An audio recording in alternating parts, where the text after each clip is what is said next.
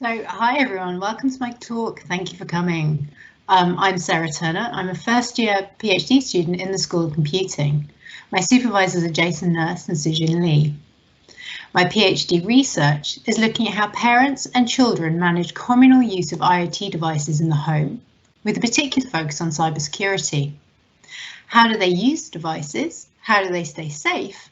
And how do they learn about them? I'm going to talk today about the findings of the initial systematic literature review that I undertook in relation to my topic. So here's a brief overview of my talk.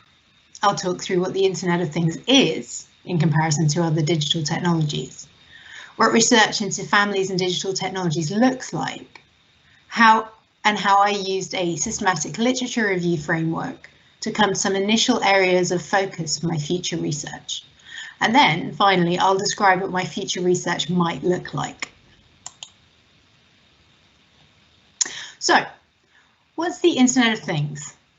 It's essentially a term for devices that connect to the internet and to each other in various ways. It's not the same to be internet connected and smart, although the two are often banded around together.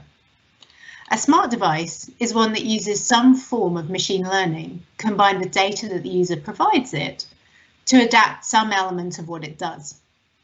It's quite likely, however, that the processing that a smart device needs to do on the data it receives will need to be done in the cloud, requiring an internet connection. Obviously, there's some overlap with more conventional digital technologies, so laptops and smartphones, for example. But Internet of Things devices are a little different in that they don't always require direct interaction with the user and typically don't allow for a user to type or interact with it directly, like a user might do with a smartphone. Now, this poses any number of risks. Not only can insecure devices be hijacked, but data can be stolen or lost. But even if there's not a malevolent hacker sitting waiting to steal data, these devices are designed to look really beautiful and often have little in the way of user interfaces or manuals. In other words, as a user, you're nudged to set it up without really understanding what it does or how it does it, or what the best security for you might actually be. And because there's a drive at the moment to make everything smart or internet connected, all of a sudden you have a toaster company that's now doing digital technology. Chances are they don't really understand the ins and outs of security and other things enough at this stage. What happens, for instance, if the toaster company goes bust? If there's a significant bug found in the software on the toaster? How does it get patched? Can you move your toasting preferences when the toaster stops working? What does the data you create about your toaster use say about when you're in your house and when you're not? What does it say about the number of people in the house, for instance? These might feel like the start of a descent into a sort of a tin hat style conversation, but many pieces of research have shown it's easy to collect lots of information about people's daily routines based on the data flow and not even the contents of that data from these devices. And they are generally pretty insecure. The obvious example of this is the Mirai botnet, which was facilitated through IoT devices having default passwords that could be cracked. And even just this morning, I was reading about a vulnerability in a 3D printer that could cause a malicious attacker from wherever in the world to cause it to catch fire. The risks are weird and wonderful, and at this time largely unexpected by the majority of users. Linked to this, the risks are there, but the associations that people make about these devices and security are not. People are somewhat used to using computers. They likely know they should probably use an antivirus, they should use strong, unique passwords, shouldn't click on links, and so on. It's very hard in comparison to know what you should do to secure your IoT devices. For a start, they're all heterogeneous, which means they all look and feel different and they work differently. And so it's extremely hard to know where to start, or even that you should be thinking about them in the same way. So what research has been done into how families use technologies? Perhaps unsurprisingly, research in this area started with television use. In particular, research showed that parents would control a child's use of the television by restricting access to it, or exercising what's termed restrictive mediation.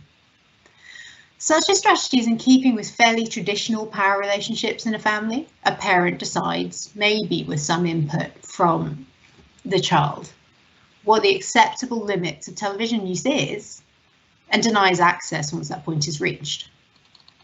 If you move on a few years, restrictive mediation still features really heavily in the way that parents manage their children's internet use. This is particularly the case where parents don't fully understand what the technology is and why their child might be using it. It's easy to stop kids accessing questionable content or talking to strangers just by taking the internet away. But that doesn't solve the problem. Another, less popular option, but one that is very available and highly researched as a technical solution to the problem, is the extent to which parents would use software to check in or spy on their children's device usage. Thankfully, the majority of families involved in research on this particular area seem to understand the ethical issues around using such technologies. And practically speaking, these technologies are often very clunky and overly restrictive.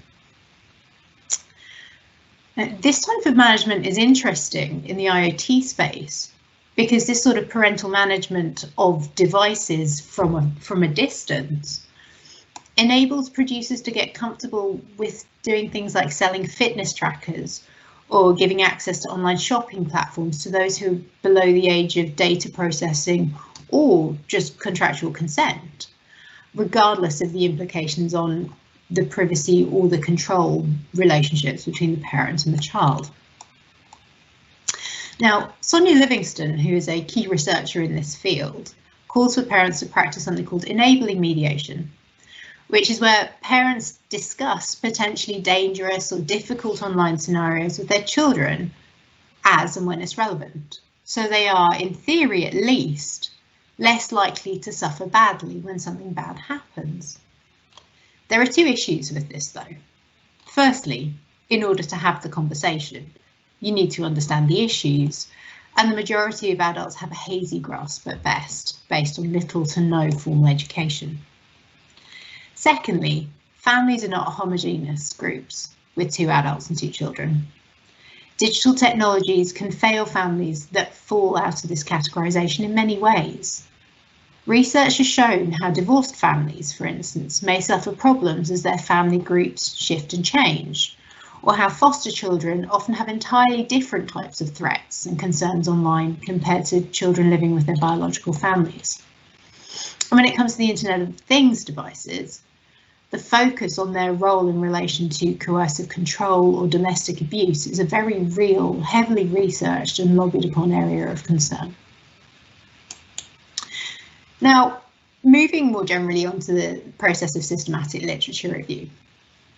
We chose to use the PRISMA methodology for systematic reviews, one that's based in healthcare but is very nicely applicable more generally, in that it provides a nice clear structure that, in theory at least, allows for reproducibility of your work. Choosing your research question, and mine is on the side there, it's quite long and wordy, so I'll let you read it yourself. You then determine your search parameters, including things like the relevant publication years, and record which repositories you search in and when. There is some suggestion that for true reproducibility, you should be capturing things like geographical location and so on, because of the vagaries of the internet. This produces an enormous number of potential articles, which you then refine down through reading the abstracts to check for relevance, and then the full articles.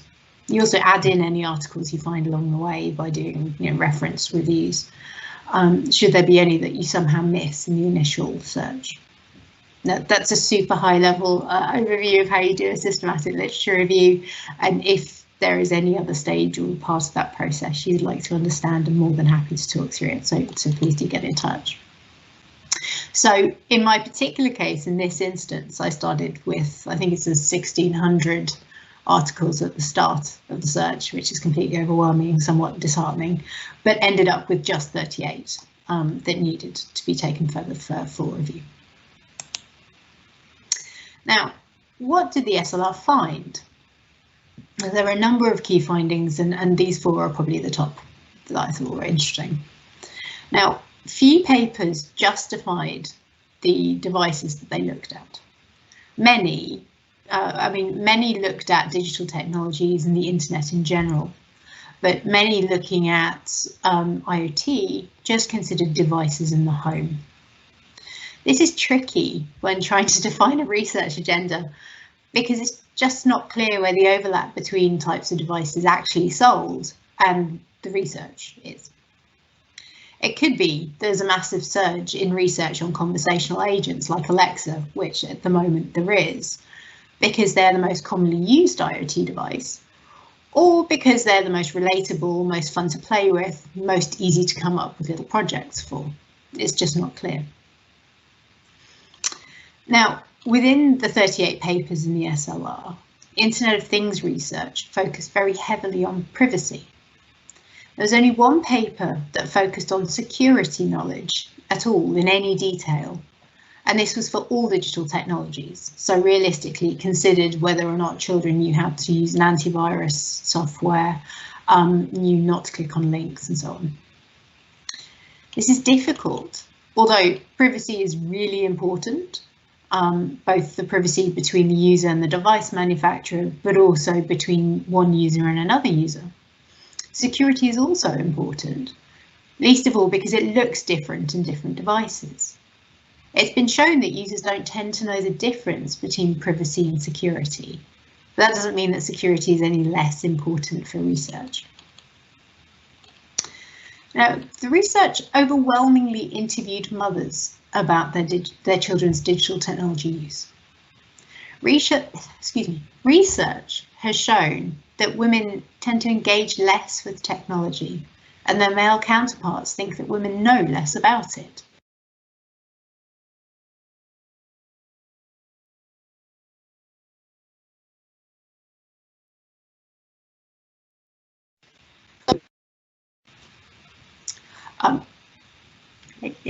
So the research doesn't really dig into the nitty-gritty of how our mothers, who typically have larger childcare responsibilities, understand and manage the technology or use it with their children appropriately.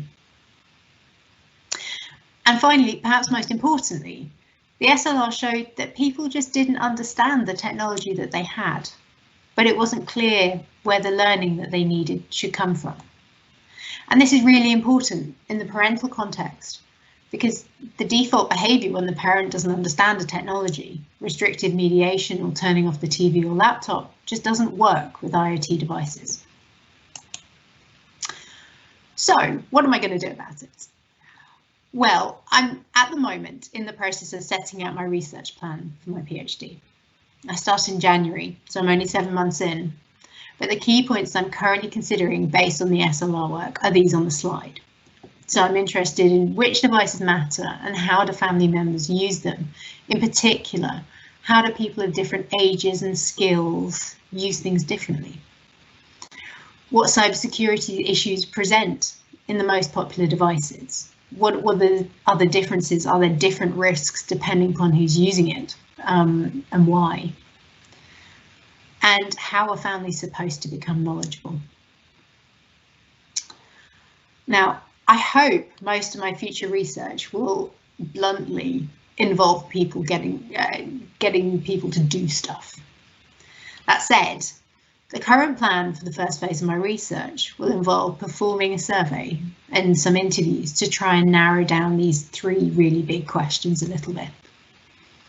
I don't want to use interviews too often because it's been shown in a couple of pieces of research that whilst parents talk a good game in terms of the privacy that they might give their children, in practice, they often consider that children have nothing to hide and so will be more restrictive in privacy and essentially not line up with what they say when they're interviewed.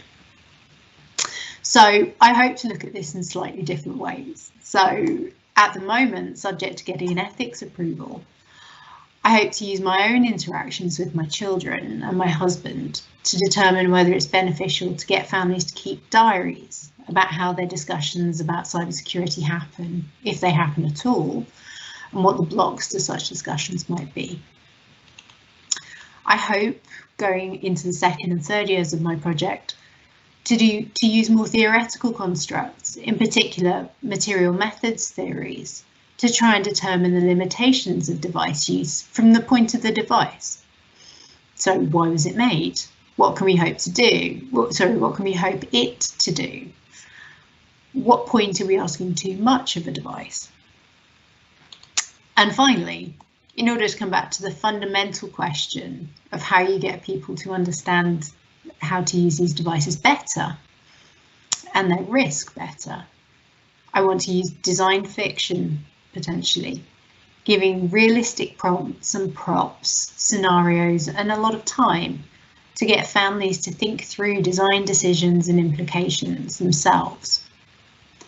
Now, this hopefully may come up with a more considered set of understandings as to what the exact needs of parents and children are in relation to cybersecurity awareness schemes or securities for particular devices. So that's basically all I have to say today, and thank you very much for listening. If you're interested in what I've been talking about, you can visit the project's website, which is there at cyber.kent.ac.uk, research families-IoT. I intend to keep it up to date with opportunities to get involved with research, things we write and publish, hopefully, and useful resources. You can also contact me on Twitter or through email. In particular, I've referenced loads of research today, and if any is particularly interesting or useful for you, do get in touch and I can point you to it. Thank you very much for your time. Thank you, Sarah.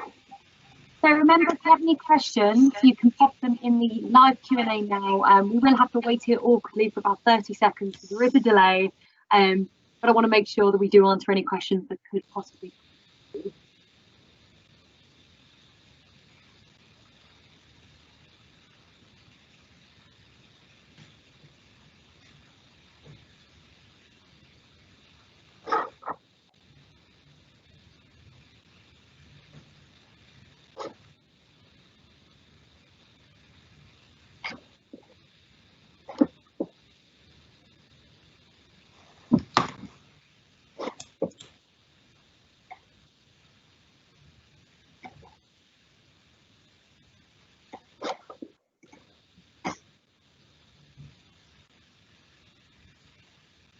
I think we're okay. Yep. Okay, just in case anybody has any questions, obviously Sarah told you how you can contact her, where to go to for more information and everything. And thank you so much for presenting, Sarah. It was really interesting. And thank you to everyone who has tuned in.